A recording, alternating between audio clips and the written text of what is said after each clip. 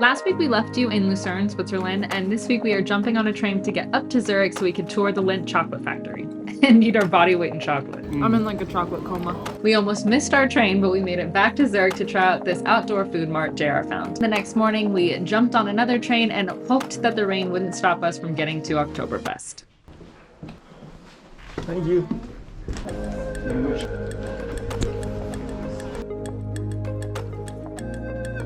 The next one leaves at 13:00. Like I said last week, the water in Switzerland is some of the cleanest water in the world, so we took full advantage of this before our long day and filled up all of our water bottles. Then we said goodbye to the city that we fell in love with. This is a Ferris wheel that you could take, so definitely take it if you stop by. And we jumped onto a train to Zurich that took probably about an hour. Now, we don't eat fast food often here in the States, but when we do, it's Wiener Schnitzel, so I was shocked to find that sign, although that was not a fast food restaurant here in Zurich.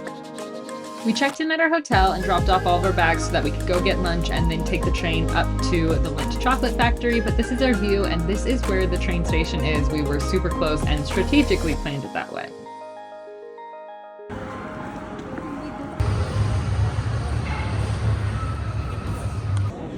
Now, I'm not trying to be dramatic, and I really wouldn't say this lightly, but that was the best watermelon feta salad that I have ever had, and JR even liked it too, so that's saying a lot.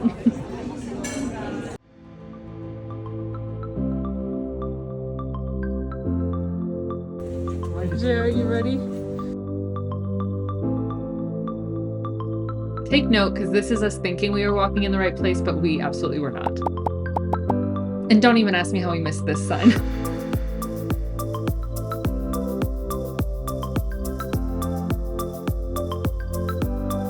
We bought our tickets online and didn't even need to check in. We showed our tickets to the front and they handed us one of those handheld speaker things that then you activated to the language that you prefer. So this is us listening and reading all about the production of chocolate, like the cocoa beans and the farms that produce them, and the history of how chocolate was created. They have a room filled with ancient chocolate making tools. Picture like stone grinders, copper pots. It's like a journey through the chocolate history. You can almost feel the passion and expertise that went into creating this chocolate centuries ago. Once you learned about where the chocolate was first created, they take you through the process of how to make their chocolate. This is the recipe difference between white, dark, and milk chocolate. Now, this was my personal favorite part where we got to start tasting all of the chocolate that we just learned about.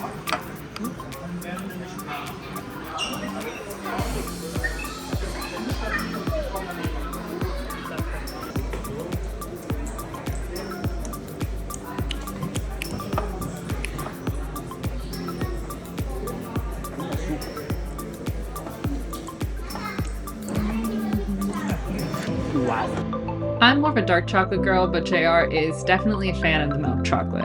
They actually taught you that if you smell the chocolate first, you enhance the taste of the flavor of the chocolate that you're eating.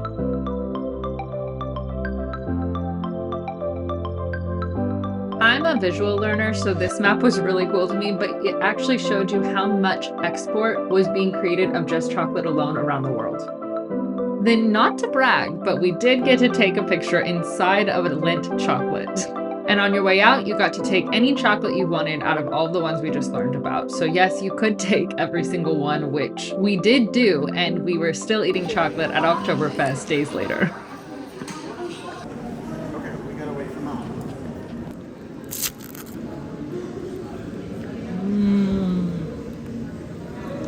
How is it? Go ahead. Go on the inside. It like melts in your mouth. Very good. Tam przyjechali, potem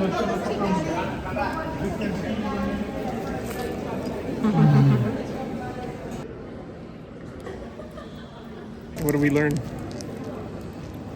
Swiss chocolate? A lot of your chocolate comes from Switzerland. Some Belgium, I think, right? Yes. I'm in like a chocolate coma. So good. Those fountains did me dirty. You would sleep here? Yeah. Now, this chocolate fountain is 9.3 meters tall, weighs 3 tons, has 1 kilogram of chocolate flowing through it per second, and is 1,500 liters of chocolate itself. If that wasn't enough for you, at the bottom of the stairs, they have a cafe, and when you were thinking that you would want to try a Bailey's hot chocolate made with Lindt chocolate, then you are absolutely right, and that is exactly what we got.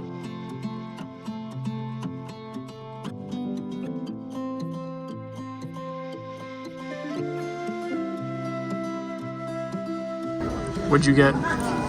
Bailey's. I was walking down the stairs and I said, "Ooh, a hot chocolate with Bailey's would be so good." And I turned the corner and that's what they have on the menu. So a hot chocolate with Bailey's.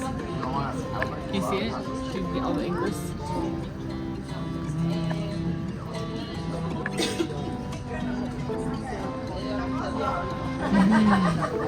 Jared, you have to try it. Back to Zurich. These train times really sneak up on us. We like to procrastinate and take our time, but here you gotta be really going. They're not joking. And when they say 8:40, they are on time. A few moments later.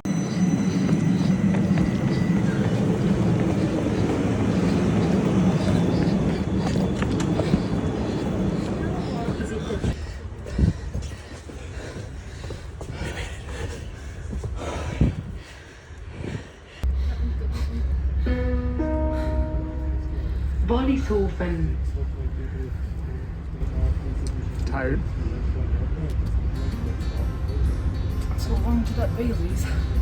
Jara found us this cute little spot to eat at, located right outside of Zurich. So we got there by train. It's called Frau Gerold Garten, I think.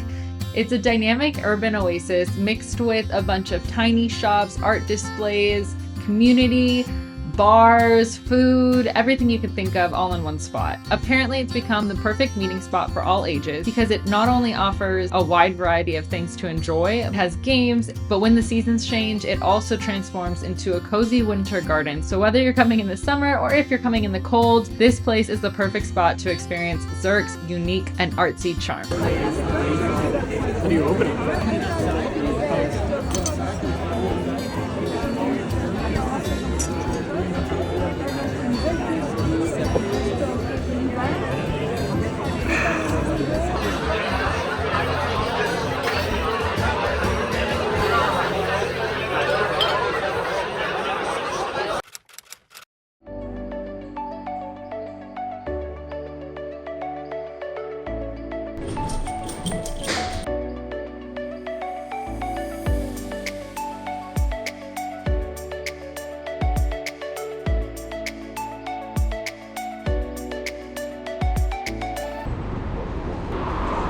How's that quiche? The best quiche I've ever had. That's saying. I'm not a huge quiche fan, but that was a really good quiche. No, it looked good. We had a couple hours to spare, so we walked around the city of Zurich and saw some familiar shops like Swarovski and then some not familiar ones. And places in the city that we would have never known existed, like this area that had boats and canals going through it.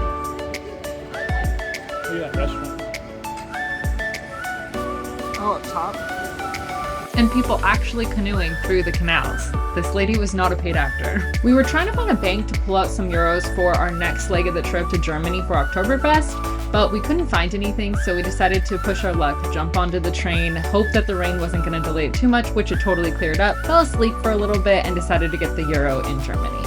This is where we'll leave you this week. Next week we are arriving in Oktoberfest, meeting up with some friends. The weeks after that we're going to Lake Como, taking a cooking class, and seeing Venice for the first time. So don't forget to like and subscribe so you don't miss the next video of the road we're on.